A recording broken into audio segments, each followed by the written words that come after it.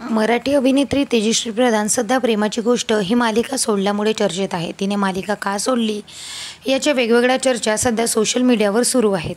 यातच तेजस्वीने नुकत्याच दिलेल्या मुलाखतीत तिच्या पूर्व आयुष्यावर भाष्य केले. तेजस्वीने नुकताच मुक्काम पोस्ट मनोरंजनला मुलाखत दिली. यावेळी तिने घटस्फोटानंतरचं तिचं आयुष्य याकडे बघण्याचा तिचा दृष्टिकोन आणि आता ती पुन्हा प्रेमाकडे कशी बघते यावर तिने भाष्य केले. अशा घटना जेव्हा तुमच्या आयुष्यात घडतात तेव्हा तुमचा देवच तुम्हाला त्याला समोर जाण्याचं बळ देतो. जेव्हा तुम्हाला नाही वाटतं की हे चुकीचं घडतंय तेव्हा तुम्हाला ते बळ येतं आणि तुम्ही ते करता. पण आज जेव्हा मी या गोष्टीकडे मागे वळून बघते तेव्हा ते मला खूपच कठीण वाटतं. हे बळ तुम्हाला त्या परिस्थितीनुसार मिळतं. त्याची गरज संपली की ते कमी होतं. बाकी मी खरं सांगू तर 2 चांगली माणसं मात्र प्रत्येक वेळीच चांगले लाईफ पार्टनर म्हणून असू शकतील हे काही गरजेचं नाही आहे.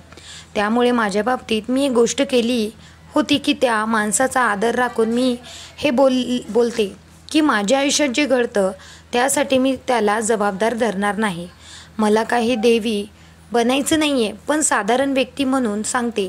ज्या व्यक्तीने मला दुखावले किंवा माझ्यामुळे जी व्यक्ती दुखावली त्या माणसाला त्याचं क्रेडिट द्यायचं नाही की जे घडलं ते त्याच्यामुळे घडलेलं आहे.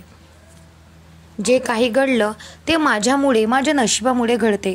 जे घडलं त्यासाठी दुसऱ्याला जबाबदार धरून मी त्याला मोठं करते. माझं आयुष्य माझं आहे. जे त्याच्यात घडतंय ते माझ्या धाडसाने घडतंय.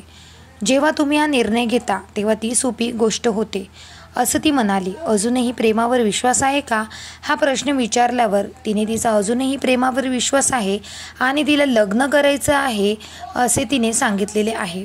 तिचे चांगले फोटो आता सोशल मीडियावर ती नेहमीच शेअर करत असते. तर तुम्हाला तेजस्वीचं हे मत आवडलं का? मला कमेंट करून नक्की सांगा. भेटूया परत. धन्यवाद.